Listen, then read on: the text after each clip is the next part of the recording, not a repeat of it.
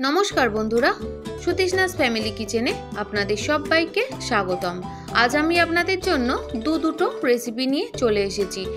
खूबई कम समये खूबई सहज पद्धतिते तैरी हये जाय एमनई दुटी लोभनीय रेसिपि निये चले एसेछि। ताहले चलुन आर बेशी देरी ना करे झटपट बानिये फेली आजकेर एई लोभनीय रेसिपि।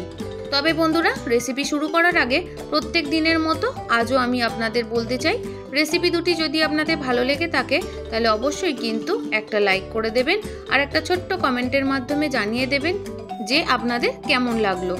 एखाने आमी निये नियेछि 300 ग्राम मयदा, तार मध्ये दिये दिलाम अल्प एकटू कालो जिरे, अल्प एकटू जोवान, दिये दिलाम स्वाद मतो नुन, अल्प एकटू चिनी और दिये दिलाम 1 चामचेर मतो घी। एबार आमी मयदाटाके खूब भालो मतो करे मयान करे नेब।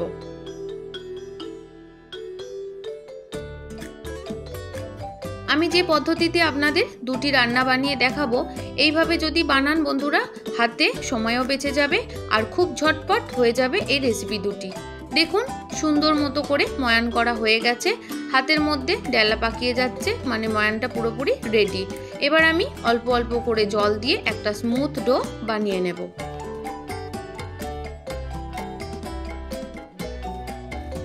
बंधुरा এই লোভনীয় রেসিপি দুটি আপনারা হয়তো অনেকেই আপনাদের মতো করে বানান, তবে আমি যেভাবে বানাই সেটাই আমি আপনাদের সাথে শেয়ার করছি। রেসিপিটি ভালো লাগলে অবশ্যই কিন্তু একটা লাইক করে দেবেন। দেখুন বন্ধুরা সুন্দর মতো ময়দাটা মেখে নেওয়া হয়ে গেছে। এবার আমি 30 মিনিটের জন্য ঢাকা দিয়ে রেখে দেব।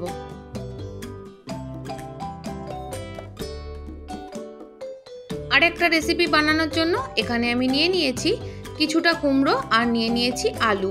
এখানে কুমড়ো নিয়েছি আমি 300 গ্রাম ছোট ছোট ডুমডুম করে কেটে নিয়েছি, আলু নিয়েছি 250 গ্রাম, সেটাকেও আমি ডুমডুম করে কেটে নিয়েছি। এবার একটা প্রেসার কুকারের মধ্যে আলু আর কুমড়োটা আমি ভরে নেব। যেহেতু আমি খুব সহজে ঝটপট করে বানিয়ে ফেলবো তাই আমি কুকারের মধ্যেই আলু আর কুমড়োটা দিয়ে নিলাম। দিয়ে দিলাম অল্প একটু জল। আপনারা যে যেরকম পরিমাণ ঝোল রাখতে পছন্দ করবেন সেই অনুযায়ী জলটা দিয়ে নেবেন। আমি একদম অল্প করেই জলটা দিলাম যেহেতু আমি মাখা মাখা বানাবো তাই।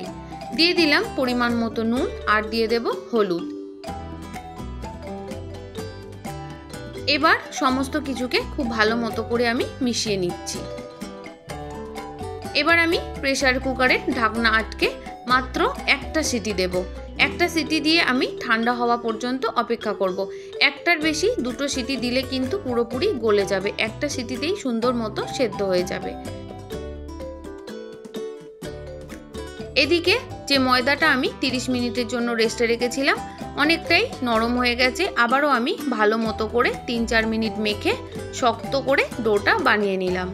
তারপর আমি ছোট ছোট করে লেচি কেটে নেব। আমরা প্রত্যেক দিন যে রুটি বানাই তার থেকে একটু ছোট করে লেচিগুলো বানিয়ে নিচ্ছি।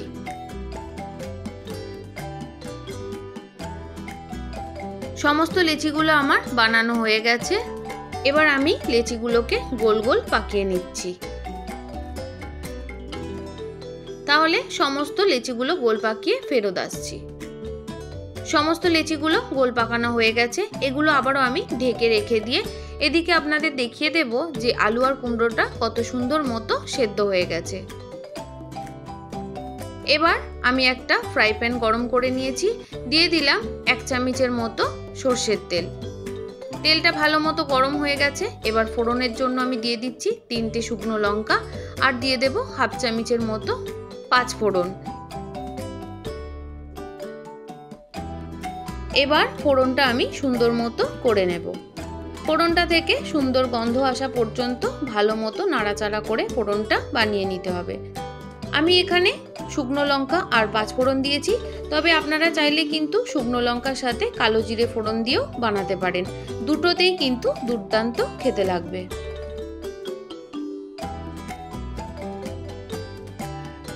ফোড়নটা সুন্দর মতো হয়ে গেছে। এবার আমি তরকারিটা সাঁতলে নেব। তার জন্য সেদ্ধ করে রাখা কুমড়ো আলুটা দিয়ে দিলাম। এবার আমি একটু ভালো মতো করে নাড়াচাড়া করে নিচ্ছি। তরকারিটা যাতে একটু মাখা মাখা হয় তার জন্য কিছু কুমড়ো আর আলু আমি একটু খুন্তি দিয়ে ঘাটা ঘাটা করে দেব। 2 থেকে 3 মিনিট ভালো করে ফুটিয়ে নেওয়ার পর এখানে আমি দিয়ে দেব কিছুটা পরিমাণ কাসৌরি মেথি। আমি কিন্তু শুকনো লঙ্কার ফোড়নে যেটুকুনি ঝাল হবে এইটুখানি ঝাল ব্যবহার করেছি। আপনারা আপনাদের স্বাদ অনুযায়ী ঝালটা দিয়ে নেবেন। আর এই কুমড়োটা এতটাই পরিমাণ মিষ্টি ছিল, আলাদা করে আমি এই তরকারিতে আর কোনোভাবে চিনির ব্যবহার করিনি। এবার ভালো মতো নাড়াচাড়া করে 3 থেকে 4 মিনিটের জন্য গ্যাসের ফ্লেমটা একদম লোতে রেখে তরকারিটা আমি ফুটতে দেব। ততক্ষণে আমি এখানে লুচিগুলো বেলে নেব। তার জন্য বেলনির মধ্যে আমি অল্প একটু তেল দিয়ে চারিদিকে লাগিয়ে নিয়ে লুচিগুলো বেলে নিচ্ছি। যে সকল বন্ধুরা প্রত্যেক দিন আমার ভিডিওর সাথে সম্পূর্ণভাবে জুড়ে থাকেন তাদের সবাইকে জানাই অনেক অনেক শুভেচ্ছা, অনেক ভালোবাসা। আর যে সকল বন্ধুরা আজ আমার চ্যানেলে প্রথম এসেছেন, প্লিজ বন্ধুরা রেসিপিটি ভালো লাগলে অবশ্যই কিন্তু সাবস্ক্রাইব করে পাশে থেকে যাবেন, সাথে অবশ্যই কিন্তু একটা লাইক করতে ভুলবেন না। বেশ কয়েকটা লুচি আমি বেলে নিয়েছি, এবার আমি লুচিগুলো ভেজে নেব। ব্রেকফাস্টেই বলুন আর ডিনারেই বলুন, গরম গরম ফুলকো ফুলকো লুচির সাথে হালকা পাতলা কুমড়ো আলুর তরকারি দারুণ লাগে। আপনারা কারা কারা পছন্দ করেন অবশ্যই কিন্তু কমেন্ট করে জানাতে ভুলবেন না। আর যারা যারা পছন্দ করেন না তারাও যদি এইভাবে লুচি আর কুমড়ো আলুর তরকারি বানান, আশা করি আপনাদের ভীষণ ভালো লাগবে, সাথে বারবার বানিয়ে খেতে ইচ্ছা করবে। দেখুন বন্ধুরা, একটা লুচি আমার ভেজে নেওয়া হয়ে গেছে। খুব ভালো মতো করে তেল থেকে ছেঁকে আমি তুলে নিলাম। আপনাদের বোঝার সুবিধার্থে আমি আরও একটা লুচি আপনাদের বানিয়ে দেখাচ্ছি। এইভাবে আমি প্রত্যেকটা লুচি কিন্তু ভেজে নেব।